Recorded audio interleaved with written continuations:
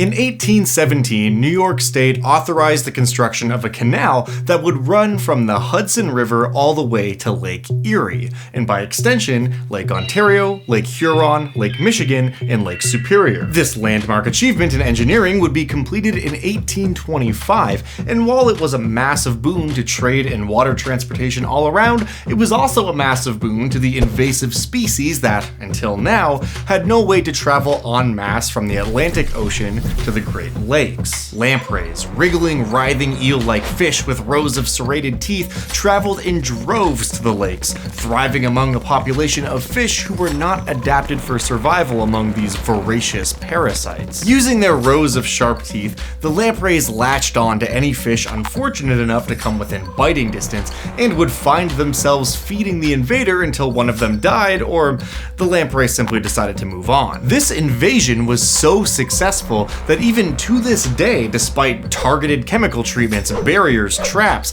and lamprey pheromone treatments designed to reduce the efficacy of lamprey spawn rates, they can still be found in all of the Great Lakes, usually attached to a fish. While recent efforts to control their population has seen it reduced by up to 90%, they are extremely resilient parasites that show just how profoundly dangerous a parasitic creature can be when allowed to spread unchecked. They're also the primary source of inspiration for today's Monster of the Week. Imagine, if you will, a lamprey that can survive on land with powers that can manipulate the creature they're attached to, and a penchant for feeding on the blood of spellcasters. Sound terrifying? It should. Underestimating these little leeches is the last thing you want to do, and today I'm going to explain everything there is to know about a creature that truly lives up to its namesake, the Wizard's Shackle.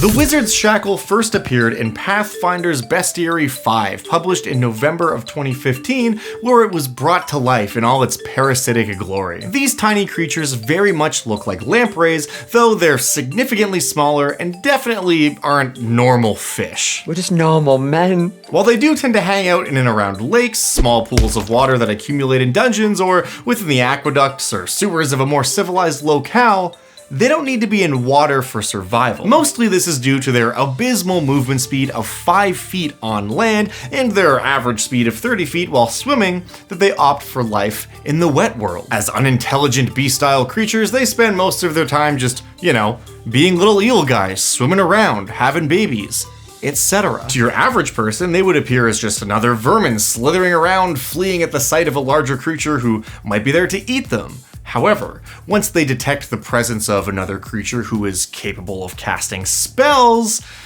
things get weird. Using their innate ability to sense the arcane, in the presence of someone with spell slots, the Shackles become incredibly aggressive. They will rush forward, heading towards the target and leap at them in an attempt to grab them and latch on with their many rows of razor-sharp teeth. Once detached, they are incredibly hard to remove, and they begin to feed. What, pray tell, does a Wizard's Shackle feed upon? It ain't Kirkland's signature rotisserie chicken. They feed on the arcane energy coursing through the body of the creature they are now attached to, which not only empowers them, but also unempowers their host. They also have the ability to dominate the creature they are attached to, transforming them into nothing more than a mere puppet for the Shackle to use as a host body, forcing the creature to take a back seat to their own autonomy. The Shackle also taps into the creature's capacity for intellect, which grants the Shackle not only a cool new body that can walk around and sneeze, but also a level of sentience and awareness that was previously leagues beyond their comprehension. This process also forms a telepathic link with their host, so they not only become intelligent,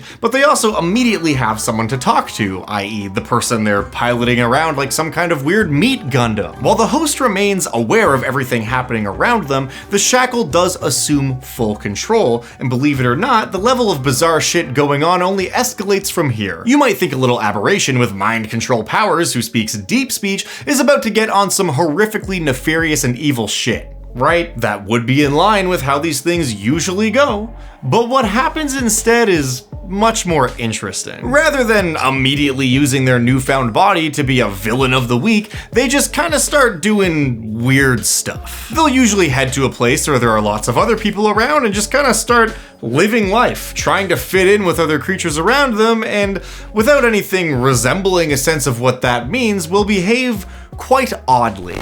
We're just innocent men.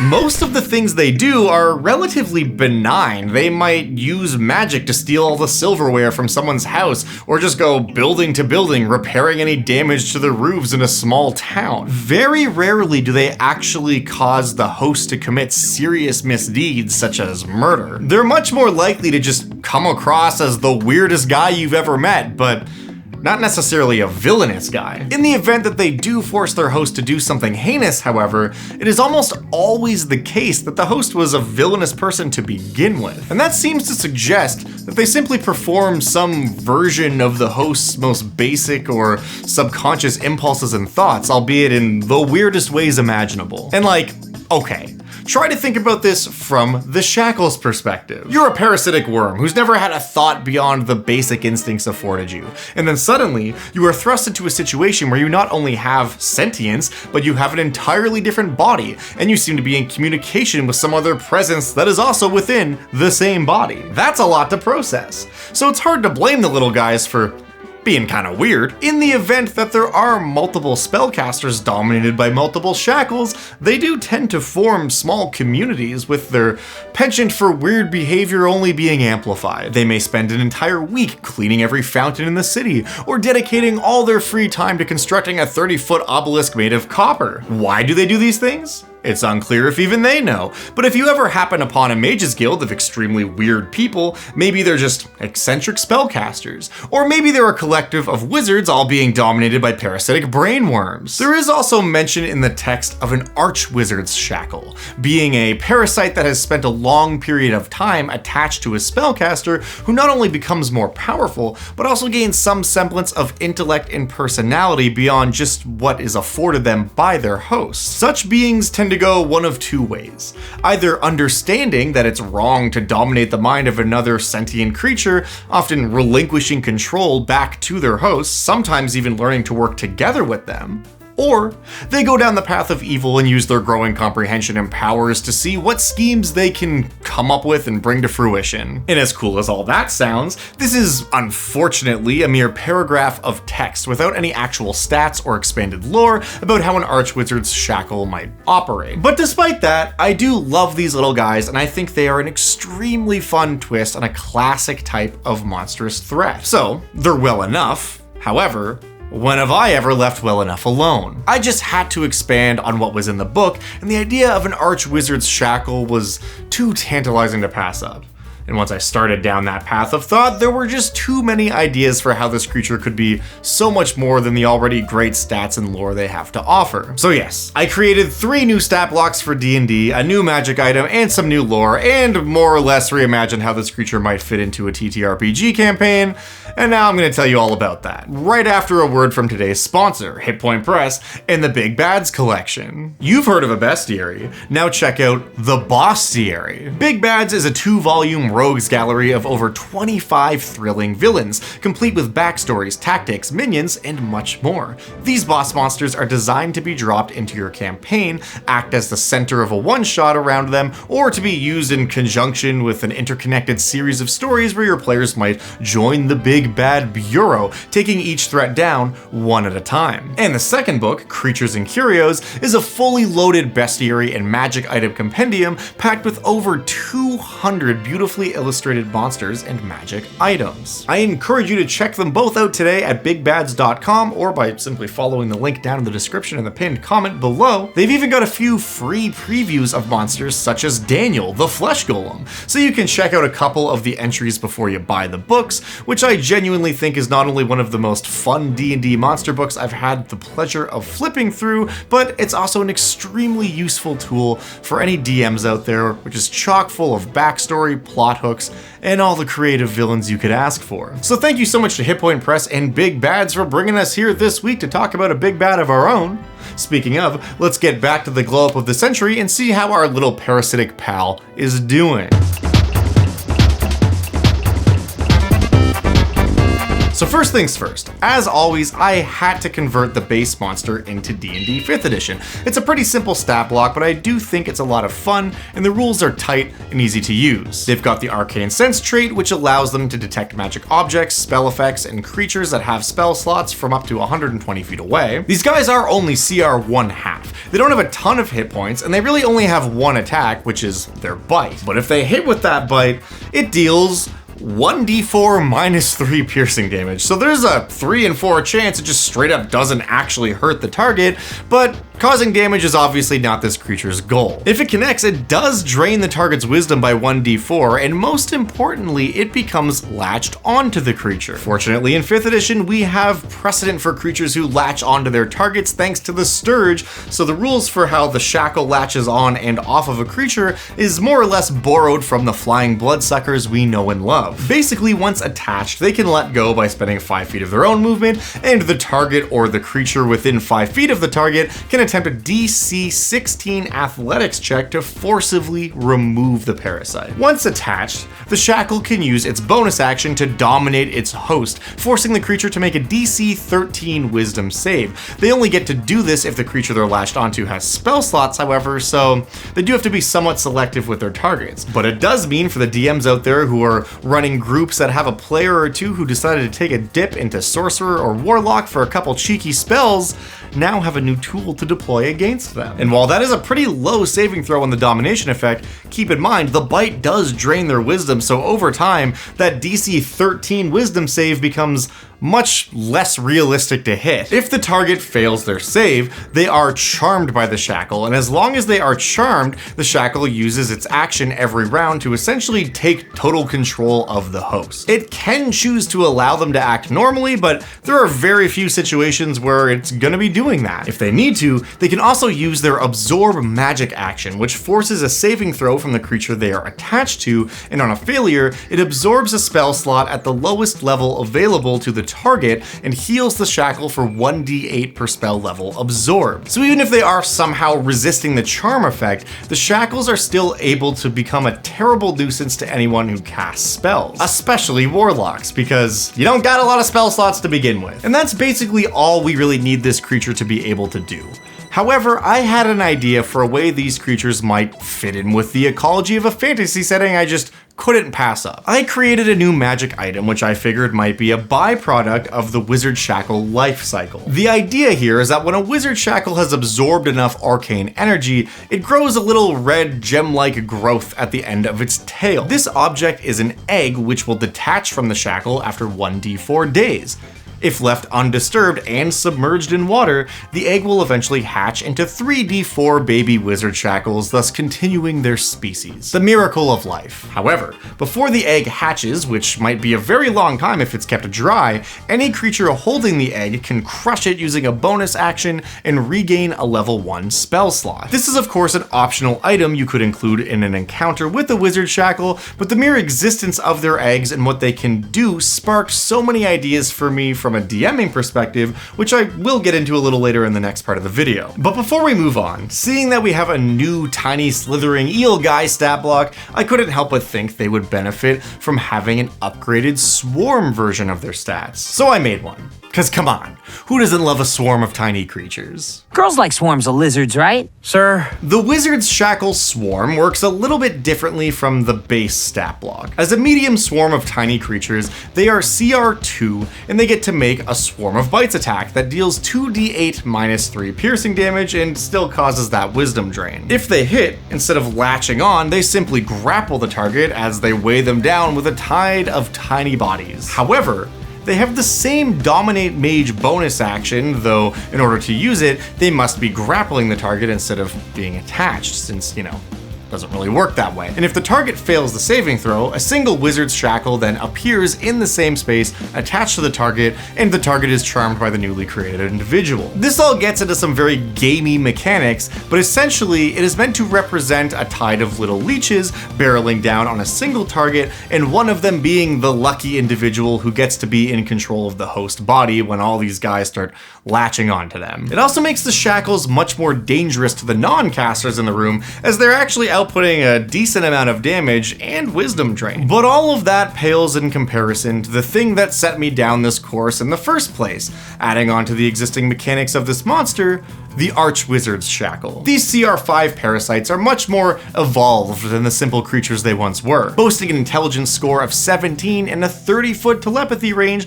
they are entirely independent, sentient beings. They still have all the same abilities as the base Shackle, but their range for arcane sense is doubled. Their save DCs are higher, and they have magic resistance. But what really sets this creature apart in terms of their raw mechanics is the ability to cast spells. As burgeoning mages in their own right, they can cast Message and Mind Sliver at will, Identify and Shield twice per day, and Invisibility, Misty Step, as well as Dispel Magic once per day. These all felt like spells, at least to me, that would be among the first few learned by a wizard's shackle, but feel free to let me know in the comments what spells you might give them to aid in their schemes, whether benign or villainous in nature. The big change here is, of course, that massive bump to their intelligence score being just through the roof compared to their simple ancestor. This allows them to act and behave not just as independent beings, but as smart ones at that. So if they're working with a host or on their own,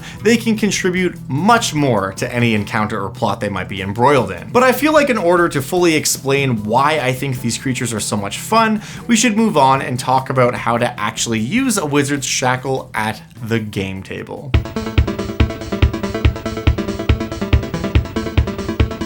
There are so many ways you can use a creature like this. I mean, they can of course function as a random encounter in a dungeon or anywhere that water's present, attempting to swarm the party and dominate the wizard, which is all good fun, especially if they're successful. Because unlike many domination effects, they aren't out to cause harm. They might just take your hijacked party wizard out for a run in the woods or something. There's also the possibility to do something kind of fun here, where a party member who was ambushed by a wizard's shackle and fails their save without a big dramatic encounter becomes dominated, but the rest of the party is unaware. I mean, above table, the players will know, but in game, the only one who actually knows is the character who's been dominated, and they are desperately trying to signal to the rest of the party that something is wrong. You can even allow the dominated player to still control their character, but just encourage them to be weird and uncanny about it as if they're role-playing the wizard's shackle. Maybe the party gets to the inn after a long day on the road, and for some reason, the noble bard who is usually well-to-do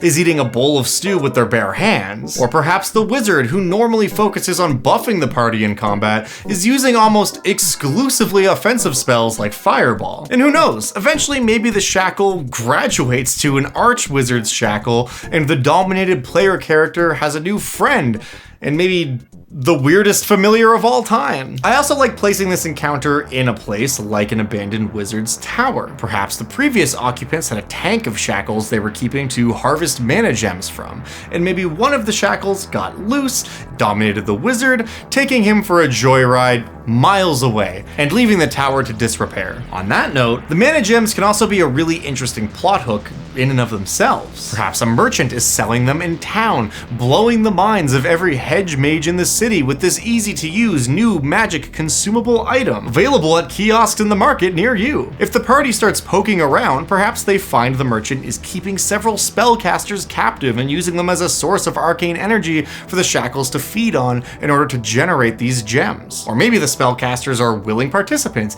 and it's not a nefarious scheme, but they don't really realize how dangerous these gems potentially are. All it takes is one person accidentally submerging them in water, and a whole host of shackles might be born in the city, starting an epidemic of bizarre behavior as everyone in the city with even an ounce of magical potential seems to be going mad. An archwizard's shackle can also be used in a bunch of different ways, either as a villain, an ally, or something in between. Maybe the wise old sage the party's been seeking out is actually just a sentient eel. Or perhaps an extremely powerful wizard has an unlucky day and finds themselves dominated by a shackle. This one-time protector of the realm seemed to go completely mad, doing all kinds of weird stuff until eventually the shackle became an archwizard's shackle and turned its attention to more pointed and villainous pursuits. The party going after a one-time hero turned madman turned evil guy, only to find out that he's being controlled by a worm for the past decade, would certainly be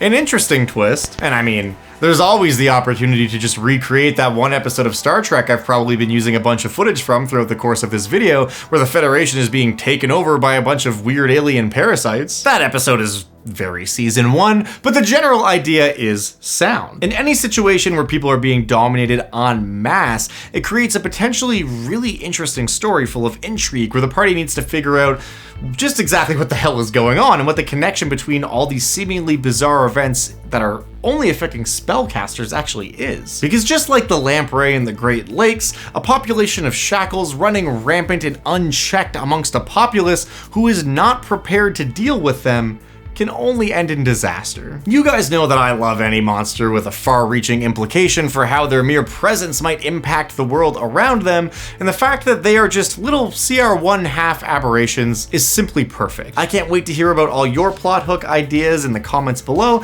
and as always, if you want to use my 5th edition conversion stats for this monster, you can find them linked in the description down below in the form of a Google document, which contains all 3 monster stat blocks, the rules for mana gems, all the lore stuff you will need to run the Wizard's Shackle at your game table, and the lovely artwork created this week by Maxwell Polikoff. And of course, if you are one of my lovely patrons over on the Dungeon Dad Patreon page, you can find my PDF high-res conversion of this monster with all the same information as what's in the Google document, but it's in a much more fanciful presentation. Look at that, doesn't that just look so neat? You can print it out, stick it in your DM folder, look at it, appreciate it, it's lovely, and most importantly, the $3 a month it costs to get these stat blocks help support me, keep all my very hot film lights on, and eat food. And I think that's pretty cool. I sincerely could not do what I do without the support of all of you amazing patrons out there. Which reminds me, it's time for Patron of the Week. Thank you so much to this week's randomly selected patron, NPC Shopkeep, for your support. I'll try to get the party to be more normal next time they come to your store, but no promises. And thank you so much for watching. I truly appreciate it. You guys make this show possible. And as always, if there's a monster from an older edition of D&D, Pathfinder, some other TTRPG, or I don't know, a zine that you like, let me know in the comments down below, and you may just see it show up on a future episode of Monster of the Week. Also, if you want to get more involved with the Dungeon Dad community, there's a link to our Discord down below where you can also make monster suggestions, talk with other folks, and most of it has to do with building D&D monsters and running campaigns and all that good stuff. We've also got monthly monster contests where people can homebrew creations, vote on their favorite ones, and you win a cool flare. I guess I don't really call it that on Discord, that's more of a Reddit thing. You get a cool name color thing for the month. It's mostly just bragging rights and an excuse for us to all come together and make some cool D&D monsters. It's a fun time. Shouts out to the mod team who keeps that running every month. I appreciate you guys so much. But ultimately, that is everything I got for you this week. So one last time, thank you so much for watching, and I'll see you in the next one. Till then.